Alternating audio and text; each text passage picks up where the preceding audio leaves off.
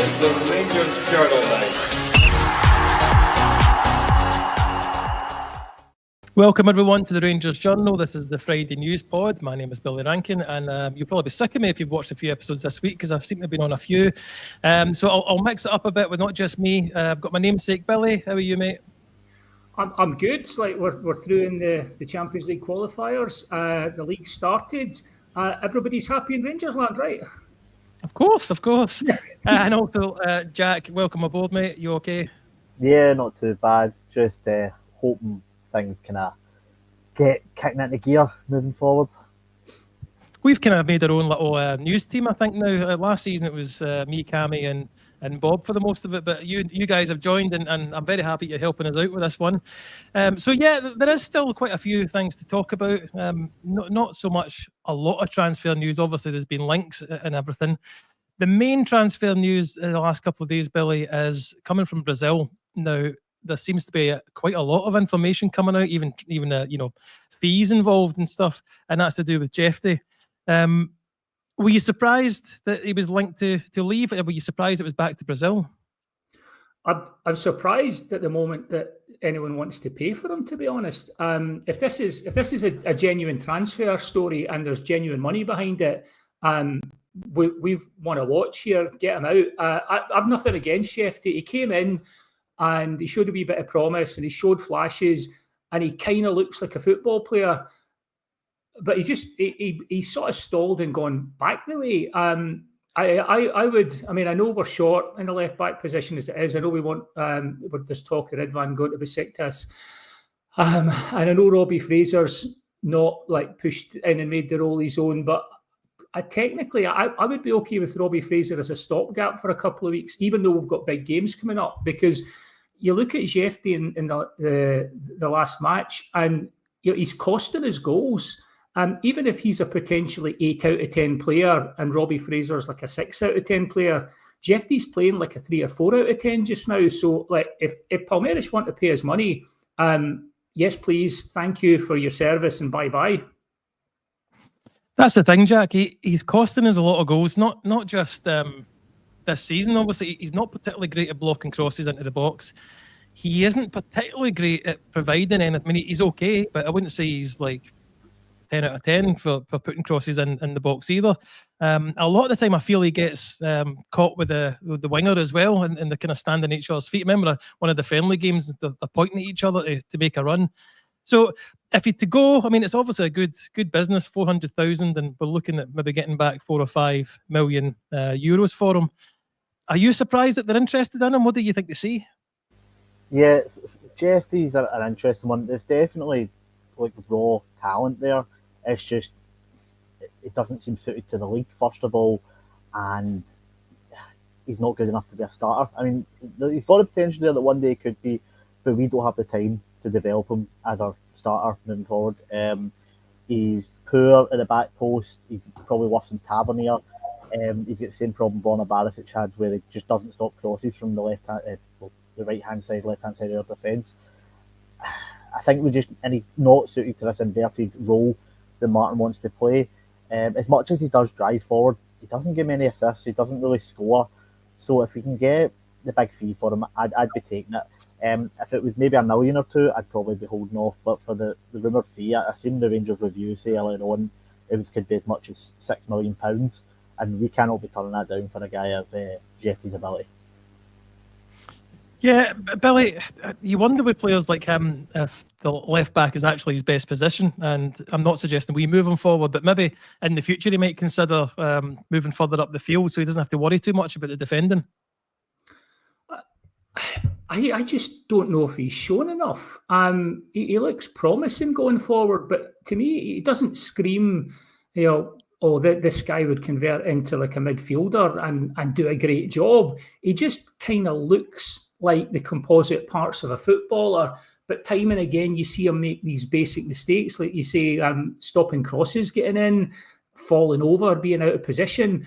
I wonder if he's young, but he's not that young. So I wonder if he's one of these guys that has been brought into football because he's got all the physical attributes. He runs about a bit and looks like a footballer. But having got him in, bear in mind, he's worked with a couple of managers now who should be improving his game. He's at an age and he's in an environment where we should actually see, not week on week, but certainly month on month improvement in his game. And we're seeing him going back the way, and we're certainly not seeing like these clangers fall out of his game. So he may be one of these guys who, like was said about the Scottish player over in Germany, may have not much of a hard drive when it comes to positional sense or like training. I don't know, but if we've clocked that that he's not picking things up or he's not right for the league, like Jack was saying, and I honestly struggle to believe that anyone wants to pay €5 million for him based on what we've seen. But even if it's multiples of what we paid, definitely get him out, because I'm not seeing a guy that I'm going, oh yeah, stick him in midfield. I'm seeing a guy who, in a lot of ways, if you're in one of the fullback positions, you've only got sort of half the pitch to cover. So your positional sense almost needs to be better for midfield in some ways, because you've got more of the pitch to play around. So I just like I will say this: when he came in, I was like, oh, we could have got a bargain here. And having started off like looking quite positive, I just think take the money. We will have left backs identified because we've been trying to get rid of Ridvan, and Jeffy's clearly not one we need to hold on to. So we've got people on the list. If we get money in for him, just take it. Just a quick, I didn't realise we had people watching in from Toronto. I see Sid's watching from Toronto. Great city, love Toronto. I think they've got a nice RSC there as well. So hello, Canada. Yeah, hello. Jack, this isn't a Q&A show, but people watching, please feel free to put comments if we want to ask us something. What do you make of what Phil's saying? Is it more of a 3-5-2? I'm not sure, because you've got the three centre backs. You're going to be wanting, the two outside ones to be playing quite wide, and then I think if we're going to switch to that formation, you're looking at two wingers on that sort of position as the two wide men and the five. I don't think we can really go in with two sort of wing backs to it. I think that would just be too defensive for us in the Scottish League. I think that's exactly what teams would be wanting, because you can just see it in your head. The two full-backs reverting in, crosses from deep, the same sort of stuff we've been seeing for years. While I would be up for seeing it with two wingers out wide, because I think we could do two strikers up front, I don't think Jeffy would suit being the left side of a centre half, and I think we need an actual winger playing on the left-hand side of the five if we're going to go with that formation. So I just don't see it, and to be honest, with the money being offered, even if he had all the potential in the world, I don't think we could be turning down that profit on him. Yeah, no, I do agree with you, but no confirmation yet, but we hope, obviously, it's a wee bit quicker than the kind of Ridvan saga, which seems to have been going on a few weeks. What are the 15th, so we're about halfway, we're not halfway through, but we've got about another 15 days or so of the transfer window. Hopefully things start heating up for players that we need to get out the door, and for players that we want to bring in as well. Jack, we did progress very painfully to the next round of the Champions League, to the playoff round, which I think officially is counted as a Champions League now. I don't, but they do. That's fair enough. What did you make of it? I mean, the game was won in the first game, wasn't it, Ibrox? We played very well that day, but the game on Tuesday night there away was really, I was watching it through my hands. Yeah, the amount of shots we're conceding is a real concern. We got lucky against Panathinaikos. We've been hurt by it domestically, and we could have been hurt by it again during the week. I think a more clinical team, if they get an early goal, which they didn't, thankfully, that could be a completely different game. Because how many times have you seen this Rangers team over the last few years concede one and then quickly concede a second? So I think we're quite thankful they were wasteful, quite thankful that Jack Butland's kind of returned to good form.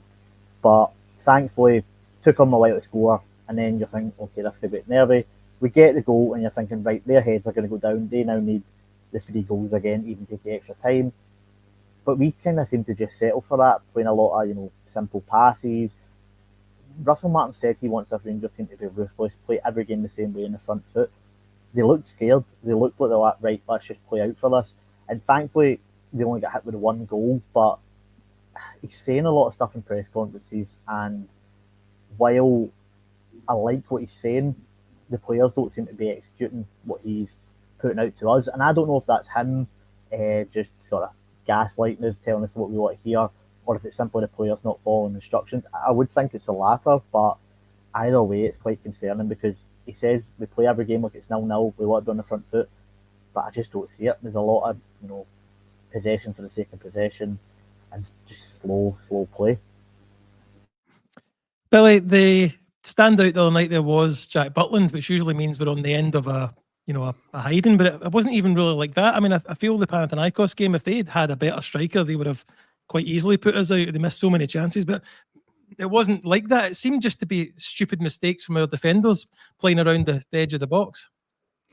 And hands up, like I would have been quite happy to see the back of Butland at the start of the season, and still, to be honest, have got massive reservations because what he's starting to look like is a streaky keeper. He goes on runs of amazing form, and then he goes on runs of clown capers for him, and that is not going to cut it as a Rangers goalkeeper in the long term. But credit where credit's due, we are where we are because of Jack Butland just now. The playing about at the back thing, we knew this was going to be the issue. Nobody is surprised that Russell Martin teams do this. The problem is that it's bedding in with new players and a new system. Unlike, Tavernier's been there 10 years, and he said this is completely different to anything they've been asked to play before. So you are going to have problems with this. And even once it's bedded in, we are going to lose occasionally, terrible goals, just like goals that are going to look awful because at the back we're trying to play out, we're trying to open the field up. Problem is, and the problem's always been with Russell Martin coming in, is that every team he's been at before, if you're talking about like Southampton, they say that it takes a while to bed in, and then the football's great. The problem he's got is you can go to Southampton, you can bed in this style, and at the end of the season, people are giving you a pat in the back because the second half of the season you were playing some great stuff. He's not going to get that at Rangers. If we're out of the title, like the title running halfway through the season or 3 months into the season, people are not going to give him that much credit for playing great football once we get to sort of like March, April, and May, and that's I think I've got a lot of sympathy for the project. I think bringing in new players, a new style, etc. This is what it's going to look like. Unfortunately, as football fans, like it or not, you can look at it as saying we have split personalities or that we're hypocrites. We know it's a rebuild, but we want a rebuild where we don't drop any points and we qualify for Europe and we stay in the title chase and everything. That's scarcely a rebuild. That's more just a good season. So I think we're going to see more of this. And everyone talked about him doubling down rather than sort of changing his style. This is the style the 49ers want. He's been brought in to play this style. If Russell Martin doesn't work out, I suspect we'll see a similar modern coach playing a similar style brought in. And it's possible that Russell Martin's one of these guys. I'm not saying this is the case, but it's possible in 5 years' time we look back and go, yeah, Russell Martin had the poison chalice. He came in that first year. He tried to bed in a style that was going to take a while. He got slaughtered to get punted after a year. And then we brought in another manager of a similar background who now had a foundation, a team that knows how to play with players who have that style. I'm not saying that's what's going to happen, but there's a wee bit of me wondering, the 49ers are quite cool and detached. And for them, to be honest, they're probably looking going, he's done all right so far. He's got the money they want from Europe as a minimum with a chance at the Champions League. And yeah, the league's not great, but they'll give him more than 2 games. I doubt Andrew Kavanagh and Parag Marat are overly concerned at the moment, even if we're all doing or not. Jack, I just want to kind of focus at this section just on Europe.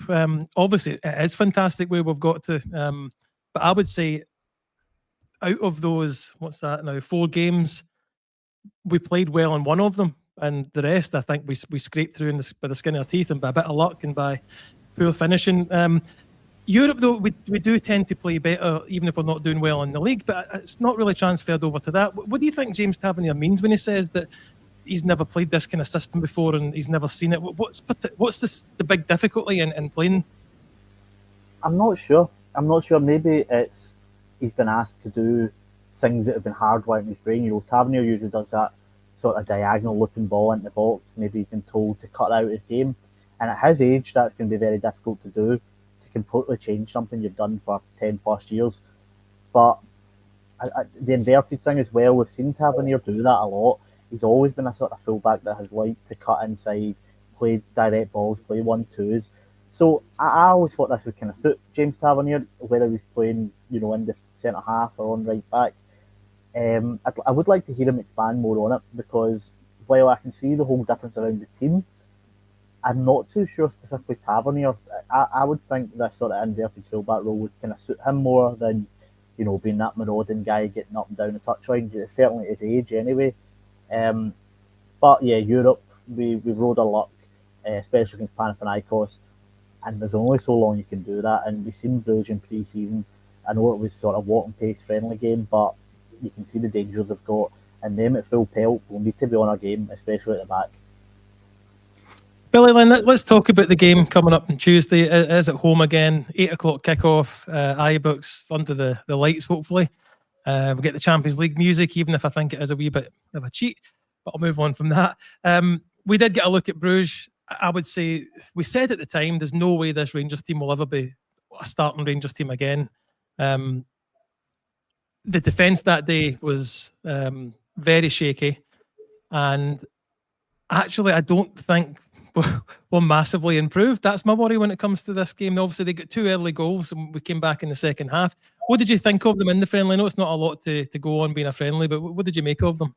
Well, first up, Matt, you are not having this being the Champions League, are you? The qualifying round, it is not Champions League. I mean, I'll take hearing the Champions League music at Ibrox. I think it gives the players a lift. But the friendly was interesting because it was the proverbial game of two halves, which in a friendly you're very likely to get. But in the first half, they're pressing, the speed and the way they did it, in terms of like the timing and being on top of us, was quite impressive. It does give me the fear if that's what they were like in pre-season. Now, flip side of that is that was literally like, you know, like Hogan's Heroes, like a bunch of complete strangers on a pitch almost. So at that point, we are going to be as potentially susceptible to the press as we ever will be. But we've improved, and presumably they've improved as well. I have to say, you know, I thought the second half showed what we could do and what Russell Martin could do with a bit of tweaking, but it was bringing on the old guard in some regards. So,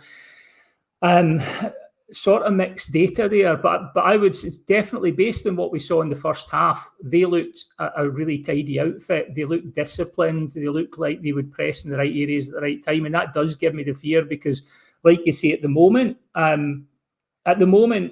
it feels like a bridge too far, this game against Brugge, but it, you know, Rangers at Ibrox and European nights, just weird stuff happens. It is a bit telling that that's where we're at, that you're kind of hoping for something magical to happen rather than something based on what we're seeing at the moment. But I still retain hope that we can get a result at Ibrox based on what we've seen before. My fear is, someone's talked about this through the week, that you know, if Pilsen were solid, but I think they're a level below like Brugge, and if they're creating 8 big chances in a game, and we're relying on Butland and poor finishing, there is definitely the possibility that at this stage of the season we could take a Tonkin, you know, like a 4 or 5. And when it happened, no one would say, well, it wasn't in the post. You know, Jack talked about how many chances were given away. Not only are we giving away chances, we're giving away big chances. So the friendly was early in the season. You don't generally read too much in, but that first half gave me enough to know that we're up against a right tidy outfit. And if we're not on it, like you say, Billy, we could be in trouble. Jack, I'll ask your opinion on the friendly, obviously, and you might have followed them since or had a look at the results or highlights. What do you make of them, and how big a challenge do you think this is going to be? Yeah, this is going to be the toughest challenge yet. Bruges are a good team. Haven't followed them much into friendly, but you could just tell on the park how good they were, and just how strong they were, especially with their pressing football. They got the 2 goals early doors, and we kind of had to tighten up. We will have a strong lineup this time. We will have a starting defence instead of Leon King and Robin Proper, which will be a lot of help. But I think the Ibrox game is going to be really, really crucial. I think if we don't take at least a couple of goal lead over to Belgium, we could be in big bother. I think it was the second leg of Pilsen, our XG, and not to be a sort of stats guy, was the worst we've had against us. It was like worse than when Liverpool put 7 by us. So if we come up against a clinical team, we could be in real bother, and we need to take a lead over there. Let me just bring this up because, Phil, I think you're doing your nut in with the Alloa game being first. When you're running a podcast, you have to do things in sections. This is the European section. We will talk about the Alloa game very shortly. Thank you very much for the constant reminders, though. Billy, I've had a wee look into the figures.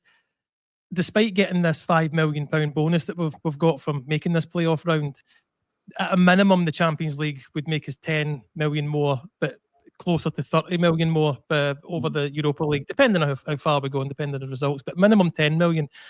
Is it vital for us to qualify for the Champions League, do you think? Or are they thinking the owners are probably okay with not maybe making it this season, but getting this 5 million bonus? I don't think it. I'm very conflicted about the Champions League because I think qualifying for the Champions League this season weirdly would make it more difficult to put in a sustained challenge in the league. Flip side of that is lots more money, like a lot more money, and coefficient points as well. I think the Scotland's coefficient guy was explaining this a couple of months back, and basically, you could come bottom of the Champions League table of like 24 or whatever it is, and still have the same coefficient points as a team that wins maybe 5 games in the Europa League group stage. So the coefficient points in the Champions League are better. The money's better. My question would be: is it too steep a learning curve for this group of young players that's getting brought in, and the level of players that were being brought in? To me, the players we are bringing in by accident or by design look more like players who will develop in a Europa League group stage and then maybe be ready for the step up. Flip side is, if you bring in that big chunk of money in terms of FFP and what we can spend, in the continued rebuild. So it's one of those things, like probably if you were stepping back in your Andrew Cavan and Parag Marat, you may be looking at it going, well, if we get to the Champions League this season, we've less chance in the league, but we've more chance to win in the league in years 2 and 3. So as fans, we don't like to hear that. And I'm very conflicted because I think there's a danger of taking a real doing in the Champions League. I think the new format means there's less chance of that because, you hopefully get to play some lower level teams, but you can still get Liverpool or Real Madrid. So every time I think about this, to be honest, my head's spinning. I go, oh, the money, oh, the doings, oh, the coefficient points, oh, but the league, and it just go. So I think there are pluses and minuses. I think getting to Europa Leagues is what we wanted as a minimum. Glad we got the money for getting to this round because, as you'll be touching on later, we might be needing it for buying some players. But I've got to be honest, if we get to the Champions League, I'll be looking forward to it, but a bit apprehensive. If we get knocked out, we'll be disappointed. Once again, I'm a football fan. I'm a hypocrite. I want both and neither. Jack, on the Champions League, it really gives me the fear because obviously we went, we're the worst performing team in the Champions League history, apparently, by what, I can't remember, by a goal or something. But the team that we put out last time was Europa League finalists. Well, the next season on. I've got a worry that if we had to get in the Champions League, and I know the format is different, as Billy mentioned, but I'd still be worried that we would take quite a bit of a hiding from some of these teams. But that's just me being paranoid or worried, I guess. What do you think? Yeah, I did read somewhere, I think we would be like second seeds due to our coefficient if we get in, which is helpful because then you're playing 2 teams from the 4th seed, 2 teams from the 3rd seed. But yeah, if we get any of these first seeds, it's going to be a tough watch. But, you both mentioned the new format. There's a chance to get some solid results there. It won't be a massacre like last time. Hopefully we'll have a solid squad this time where we won't be playing Leon King and James Sand like in the centre of defence. But Yeah, it is a tough one, but I think the finances are something you just need to try and get. It is disappointing, obviously, with the new format. You can't drop out into Europa League now. It's kind of once you're in there, you're there. So if we do in Champions League, we're realistically not going to have European football after Christmas unless we put in a real show. But you hear lower league managers talk about this all the time when they play higher standard teams. The only way your players are going to get better is by playing the best. And if we're in Champions League, we're playing the best, and it might be better for the guys in the long run. They might take a short-term hiding, but playing against these best players might be the best option going forward.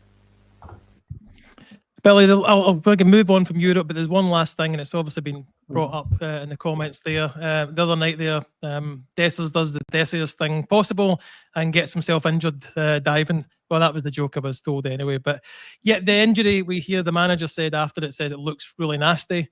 We've not had an update. The press conference is at 4 o'clock today, so we do expect an update to see what's happening with Dessers then.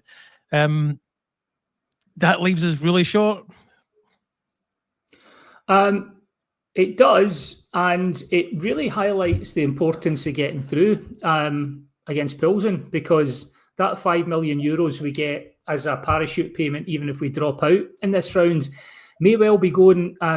Is Dort Turgeman still available? Because that seemed to be the guy that for a long time we were linked with, and the story wasn't going away. But we need if it's a long-term injury. We're going to need someone in stat. I mean, we were going to need players in. The chances are Igaman might still go. That's still a live negotiation.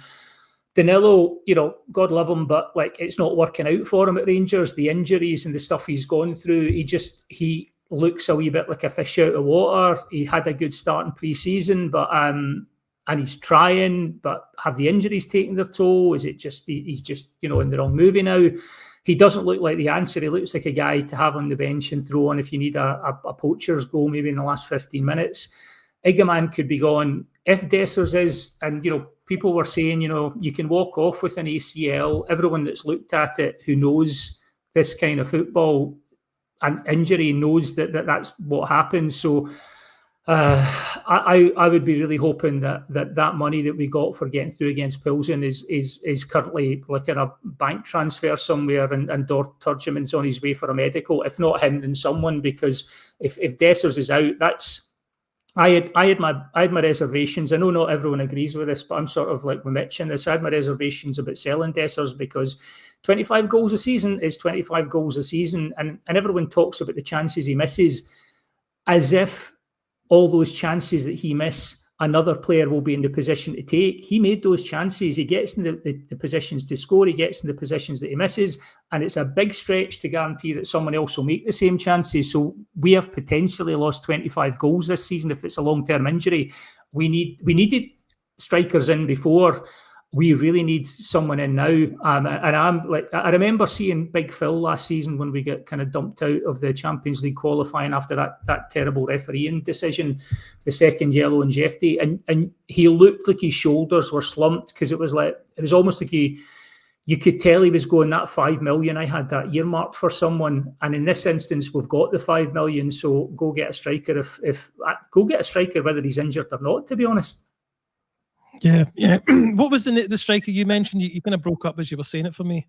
It's probably just my pronunciation. Dort Turgeman, the guy playing out in Israel. That's right. Yeah. That's right. That's who I was thinking of. Jack, Dessers, if it is a long-term injury, as Billy was saying, we have to replace 25 goals. But also, if we were thinking of selling him, we now don't have that option on the table, at least until January. And there's some folks saying that it might even be a season-long injury for him. So we're really going to have to go and get at least one striker, probably two, especially if Igaman goes. Yeah, I think this game on Saturday will be very telling about Igaman's future. If he's not in the squad, I think he's going to be away. But either way, we need a new starting striker. I think Dessers is good. He gets a lot of goals, but he's not overly reliable. I think we need someone who's going to be there, can start most weeks and be consistent. Maybe not get as many goals, but be better in the play. I mean, Dessers can be 9 out of 10 or 3 out of 10. I'd rather have a guy that's going to be a consistent 7 out of 10 up there, who's going to consistently get his goals, link up the play better, and not have these games where he's doing very little. Turgeman, it kind of went quiet, which I'm disappointed at because I really like the look of him. I wouldn't mind those links to Miovski earlier, a guy who knows the league. We need a big starting striker. We need to spend money on a striker. We've not brought in a new striker, and it's kind of a glaring place because we've spent money kind of everywhere else other than the goalkeeper. So, yeah, we need to upgrade. We've seen it last time we won the league title. We had, 4 striking options. Morelos, Roof, Itten, Defoe. We need options up there, different options for different games, and you need goals from lots of places if you're going to win a league title. Yeah, okay, Billy. Well, we'll turn our attention to the Alloa game this weekend on Saturday. They've been playing fairly well. They've put out Dundee, I believe, and also they've won a few games themselves. So this maybe isn't and especially what happened earlier on in the year by getting put out in the cup at Ibrox. This is really a must-win game, isn't it? Would it be fun to just skip Alloa and watch Phil explode? No, we can't do that. I think this is a perfect game, actually, to be honest. I think this is a game where we're playing lower level opposition, and we should be able to zip the ball about. They shouldn't be able to press as consistently, and they shouldn't be able to run for the 90 minutes the way we can. So, to be honest, in terms of actually building confidence, hopefully scoring a few goals, maybe says it was slightly worrying things about our league form, that I'm actually quite relieved that we have lower level opposition. Of course, that the flip side is possible. If we don't get a result, then things really will blow up. But I struggle to see that. I think we'll get through no problem, and I think this is, for me, I would rather see us have this as a game where we can try and build the confidence and get those passing moves and zipping it about before it's they're not Brugge, and Brugge will still be a tough team on Tuesday. But I'm quite happy with this as the game we have. Hopefully, giving the team a chance to get a few goals, feel a wee bit better about themselves, and zip the ball about. Flip side of that is if they don't, oh boy, they're going to hear about it. Jack, you mentioned Igaman, I think, being in the squad would be telling. I think it was yourself, sorry if it was Billy. I think it's going to be telling who's in the squad full stop, because as low league opposition, you'd expect to play some of the fringe players to get them some minutes, but he's not. This is Russell Martin's not particularly in a great position to be doing that. Hopefully we have Osgaard to have a look at as well. What are you looking forward to in the game as regards the lineup and the squad in general? What do you think it will tell us? Well, Martin mentioned earlier in the week he hopes to have the trio of Moore, Igaman and Asgard all available. I don't see the two boys who've been injured starting the game, but it would be nice to see them come off the bench and get a good 20-25 minutes. I'm excited to see Mikey Moore now that he should be all clear to play, I'm sure. There's a lot of hype around the kid, and this could be a perfect game for him to come into and make his debut. I expect Danilo to start up front, hopefully get a goal or two to kind of boost that confidence back up that he kind of picked in pre-season with a few goals. I would start with a strong lineup, to be honest. Maybe Fernandez at centre-half to get him ready for the St Mirren game, which should get suspension. Liam Kelly probably comes in. But other than that, I'd probably go with quite a strong lineup. Get the game won, get out of the way, and then you can give your fringe boys some minutes and rest your sort of starters ahead of a big week. Yeah, well, I'm hoping as a comment there, need 3 goals. We certainly want to see something like that, Billy, don't we? We need a kind of strong response to, and just that we haven't seen, and we can touch on the domestic games so far as well. We just haven't seen this supposed system kick in yet. No, and it comes back to that thing again of like we want both things as football fans. We know, and the way I try and do this, when I'm trying to kind of pull myself out of my Rangers sort of rant or whatever sort of mood I'm in, I actually transfer what we're doing and imagine just it's at another club. And if I was looking at another club and going, right, they've had a couple of years without success. They're kind of rebuilding. They've got new owners. They've got a new manager and a new system and whatever. And what would you be expecting? And you're going, well, they've drawn the first 2 games.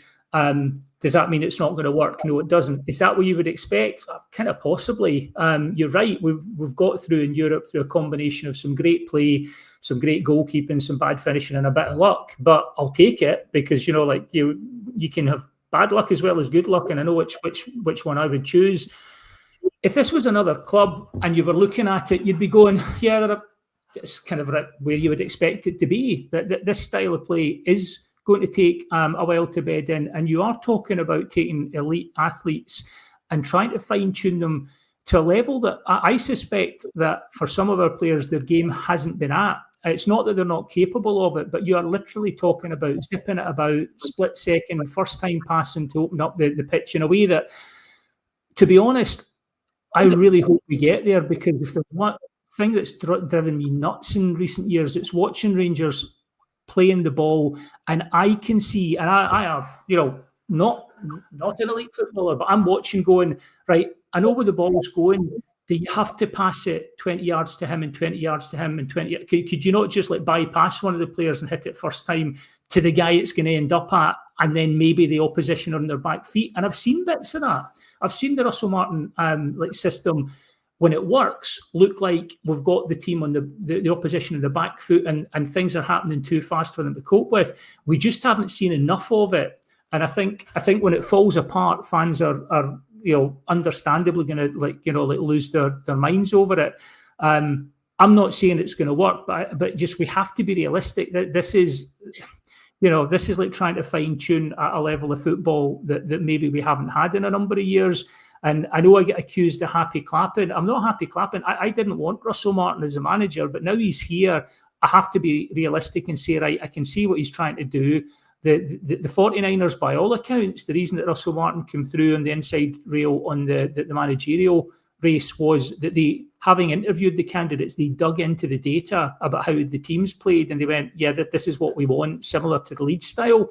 So they're going to stick with it. I know it's frustrating, and that one of the sad things about this is Russell Martin's kind of paying the price for the sins of previous managers and previous regimes, because we feel like we're about 2 years into a rebuild, because we were promised a rebuild under Clement that didn't manifest. So that's what it feels like. The reality is we're 2 months into a rebuild in a style of football that if it clicks is going to be great, and if it doesn't, he's going to lose his job. And the reality is, I think we need to sort of calm down a bit, and it's difficult, but we need to give the system a chance to bed in. The alternative is this: we just go after 2 games. Oh well, that's crap. Get someone else in and let's play a different way. And those are not the teams that get success. The one time we've had success in terms of the league in recent years was where we actually gave a manager the time to bed in and get his system and build a young team and get them used to losing and then get them used to winning. Problem is, Russell Martin does not have Steven Gerrard's charisma or money in the bank in terms of like his career. So whether Russell Martin gets that, I don't know. I'm not even sure I remember what the question was, but I hope I answered it in that ramble. Yeah, I don't either, mate. I think you probably did. There is a difference, Jack, when it comes to Steven Gerrard. And I noticed that you took a big swig from your bottle of vodka, so things must be really bad for you over there. This isn't, he's not going to get this time, because at the time we were coming back from being down the leagues. Gerrard, obviously a big name. He was given the time, probably down, as because Billy was saying, because of who he was, but also because we didn't have any success. Now, in the meantime, since then we've won both the cups at some point. We've won the league, but we've also got the Europa League final. So the fans' expectations are not the same as back when Gerrard came in, are they? No, and I think we're also a victim of how well the other team in the City have done, catching up trophies on the same amount of titles. It's just kind of keeping the pressure on the support, and that support are putting that pressure on the pitch, because we're so desperate to see us get back to winning regularly, and it just hypes up the pressure. And there's not really much you can do about that as a manager and a player other than going out and winning. But the supporters aren't going to change. The supporters are right to feel sick of it, is the best way I can describe it. Gerrard had time, he had the name value, which Martin doesn't have, rightly or wrongly. He's not going to have the same time. He's going to have more pressure from the support right away. I mean, Gerrard, I think in his first 4 games, won maybe one game, if I remember right, and I don't remember the same level of criticism as much. And he done well in Europe as well, early doors, kind of similar to Martin, but he didn't get the same level of criticism. But I think Martin not being the favourite for the job, having a poor time as a player here, and obviously the fans are just so starved for success, are all going against him. And as much as he probably should get a year to bed it in, the average supporter's not going to feel that way when he's watching a bad performance on the pitch and we're falling further and further behind the league. And Martin must have known that coming in. He must have done his research and realised it. And if he didn't, it's his own fault if he's not ready for it. I'll stay with you, Jack, and we're going to talk about the squad where it is just now and what you hope to maybe bring in now. There's a good chance we're going to need 2 left backs, a good chance we're going to need a left-sided centre half. I'm not going to say there's an argument for a right back. There probably isn't anymore. But we probably need another midfielder, and we probably need at least one striker. Do you see any other positions that we're crying out for? Yeah, I agree with everything you've mentioned. I think we need an experienced left-side centre-back. The boy Mendes might come in, looks a good prospect, but we're linked with Cody, and I'd like to see us go with a sort of similar age range of player, experience level of player in there to go beside Giga, because Suter just doesn't look comfortable on that left-hand side. Need a striker. I would probably go for one more winger, but I think that's going to probably need to be facilitated by getting Rabbi Matondo off the books. But we've seen successful teams of Rangers and the other lot recent years. You need a lot of options out wide. You need a lot of guys that can chip in the goals. I'm not too sure about Rockwell and Raskin playing together, so that probably means you might need another centre midfielder in there. So yeah, I mean, we've signed 10 players, and it looks like we could probably do with at least another 5 more. I don't know how much of that you can do in one window, but we need to, I mean, especially with the European money, we need to try and do as much as we can, but not make panic signings. Work well. I'm sure we have lots of targets lined up, but I'd like to see them in sooner rather than later. Billy, I'll ask you the same question. How many do you, in your opinion, are we short, and do you think we'll get them all? Yeah, we are short. We still need to get a few players in, but like Jack was saying, is it realistic to try and do it in one window? I mean, we're up at 10 players already. It's funny though, because as the window's gone on, my take on it has shifted based on who we brought in. So I've been very happy to see the likes of Gassam, Mikey Moore, Thelo Asgard, like young, exciting attacking players, pace coming into the side, God almighty, like we've needed pace, but in the modern game, it's so essential and you can't just have it on one side. So I've loved seeing the sort of profile we're going for. It kind of seems to hit the sweet spot if they work out. As it's gone on though, I've started to look at it and go, like, we're bringing in a lot of young players who are not used to being at a club where they need to win every week, who are not used to playing in Europe necessarily, who are not used to the level of scrutiny, who are not used to 50,000 fans. And actually the squad started to look light in terms of like the senior pros who can, during a game, like against Pilsen where we lose a goal or where we get back to 1-1, senior pros that go, right, we don't drop off now, whereas some of the players seem to think, right, oh, that's it. They breathed a sigh of relief, they relaxed, and then they get pummeled after that. And I think what we're missing now is kind of that. I mean, we've got Rothwell, who we're told will be sort of, part of the leadership group. We've got players who are already there. Now, I like James Tavernier and I've no issue with Suter, but as a leadership group, they haven't delivered in recent years, so that needs freshened up. And I'm actually looking at that squad now and going, bunch of young guys, bunch of young players, or a bunch of players who are just not at the level. And when things go wrong, where is your Scotty Arfield going around just going, keep the head, sit in tight for 10 minutes or whatever it happens to be. People have been through that and understand the shifts in energy, the shifts in mindset during a game because they've got that career under them. I think Connor Cody looked like he was being brought in for that sort of role as well. I think that's what we're missing. A striker, yep, let's get a couple of strikers in. Another, in terms of what Jack was saying, another player like Giga would be great because he looks like the senior central defender at the club at the moment. He does not look like Suter's having to talk him through games, quite the reverse. But I would like to see some, maybe midfield, maybe in central defence, someone of that sort of mould who can actually talk to the younger players, calm them down at certain moments, tell them what they need to do at certain moments when games are shifting. Because I thought it was interesting what Russell Martin was saying about Gassam. He actually said, so I think Russell Martin knows this, he said Gassam doesn't show leadership on the pitch. He shows personality. And I think that's quite a nuanced and valid take. Gassam clearly is a brave player, an exciting player. So he doesn't lack bravery, he doesn't lack personality, but he's also not the guy you're expecting to kind of like take other players aside or sort of like, tell the team when the shape's not right. So I think Russell Martin knows that, and he's been a senior pro, so he should. So I would like to see us bolster that leadership group, because we do look kind of like a bit sort of like lacking that spine in terms of like when we're under pressure, things seem to disintegrate a bit, and I feel that would help. I think Connor Cody would have helped with that, but obviously that ship sailed. So I hope we're looking at a senior pro or two to bring in, to be honest. Jack, it's funny where Russell Martin's found some defenders, because this week Neil Lennon mentioned the fans' bloodlust to get rid of Russell Martin. I don't want to take any, or will not take any lessons from Neil Lennon, but it was interesting. I kind of do agree with him that there is a bit of a bloodlust, and it's very early to be going after the manager. Do you think it's just because we didn't want him in the first place and everything hasn't magically just went well? Yeah, definitely. I mean, Lennon went through that himself his last year at Celtic, and he probably still feels a bit hard done by from their support by what he got with the Sharknado and everything. Yeah, Martin's been up against it because he wasn't the first choice.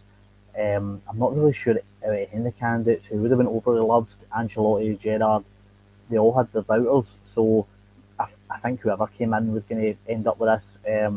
But also the style of play has been hyped up so much. The fact that it's not clicked immediately, it's just getting guys in their back.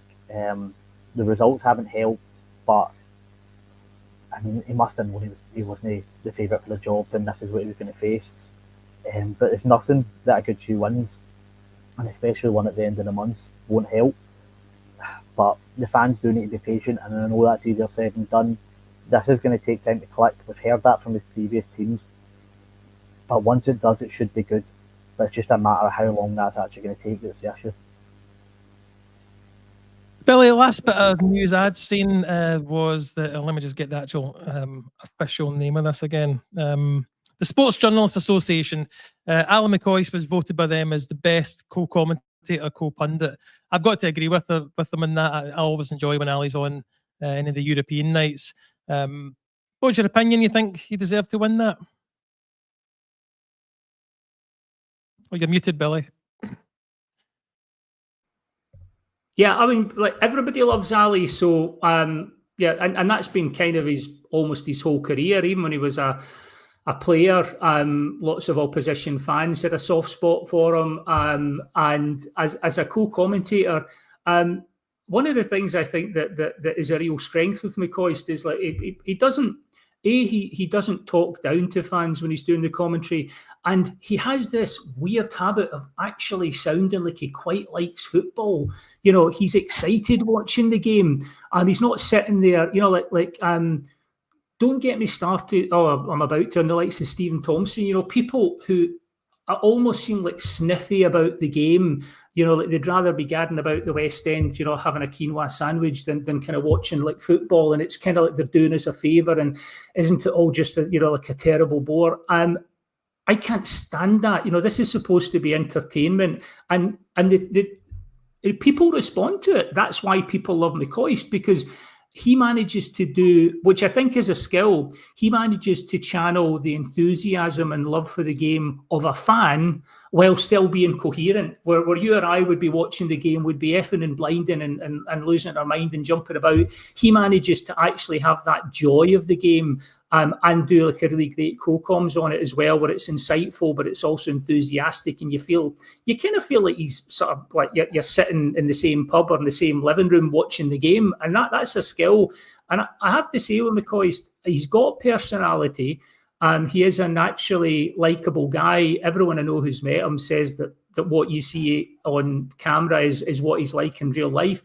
I also think, like Ali, I think he's like one of those ducks where the feet's going under the water. I think Ali's worked hard at everything he's ever done. So I think even co-coms that he makes sound so easy and like he's just your mate talking about the football. I'll bet you he did as much training and as much hard work and as much kind of practice on that as he did on finishing, because I don't think it's by accident. I don't think just having a personality. There are enough people knocking about football with personalities who are terrible pundits or just can't communicate, or like Stephen Thompson look like they hate the game. So I think Ali deserves credit for the work he's done to get the role he's got, and to be, can't be easy being Ali McCoist, because everybody wants to talk to you, everybody expects you to be chipper all the time, and somehow he is. So yeah. Love Ali McCoist. He deserves that. Give him a knighthood and anything else he wants. You need to speak for yourself there, Billy. I watch the games like Edgar Allan Poe, just sitting there all dark and moody, and then when we score, I shout and scare my kids. Jack, McCoy's played the game with a smile on his face, and it sounds like he commentates with a smile on his face as well. I mean, we'll remember those pictures of the Lundstrom goal, and they cut to the McCoy in the studio. Obviously, he's one of us when it comes to watching the game, but he does have that skill of putting that feeling into teams that he maybe doesn't care about in the slightest. But no, I love his commentary. I'm glad that he's won that award. I guess I'm just asking you if you feel the same. No, I'd echo everything that Billy said. He just sounds like he loves football. Not the best in terms of tactical analysis, but I think if you pair him up with somebody who knows what they're talking about, you've got a perfect team there. And Ali, it just makes you love watching the game, even if it's two teams you're not interested in. If you hear Ali being positive and enthusiastic about the game, you're going to feel that the same. I think he's great at what he does. He's much better at that than he was a football manager. So yeah, I'm happy to see him doing well, happy to see him back doing what he's good at, and yeah, deserved his award. And I've met Ali myself on a couple of occasions. He is a lovely guy. It's not an act, and that really comes across on the television. Yeah, my dad I've never met him personally, but my dad got his autograph for me, but he refused to tell him my name was Billy. I didn't really realise till later on why that was. So I have got a to William from Ali picture signed of him. But anyway, Jack, thank you very much for coming on, mate. We'll wrap things up now. I'll ask you if there's anything I've missed news-wise you wanted to bring out. Nope, nothing I can really think of. I think we kind of touched on everything from this weekend moving forward. Good stuff, mate. Thanks for coming on. Billy, the same to you. Thank you very much for being here again. And anything I've missed? We had a quick chat before. We just mentioned it was interesting to see Andy Halliday going after Russell Martin, and interesting from a couple of points of view. I'm not sure anyone would necessarily argue with his tactical analysis, but I find it really interesting the persona that Andy Halliday's been able to carve out in the media. I think we all quite like Andy Halliday. We all recognise he's down to earth bear. And it's interesting how the media landscape shifted, because like 10 years ago, the notion of an ex-Rangers player coming out and absolutely ripping into the manager like this would be unthinkable. And yet now people are going, well, yeah, it's maybe you shouldn't do it, but actually what he's saying is quite valid. So I think that's quite interesting. Personally, in his position, I wouldn't be doing it. And I think he needs to be careful, because it's 2 games into the league season. I think going after fellow professionals, this is the interesting thing for me about Andy Halliday. He's still playing. Years ago, this stuff would have been bringing the game into disrepute. Now it's content, and everyone just wants to get coverage, so they don't really care.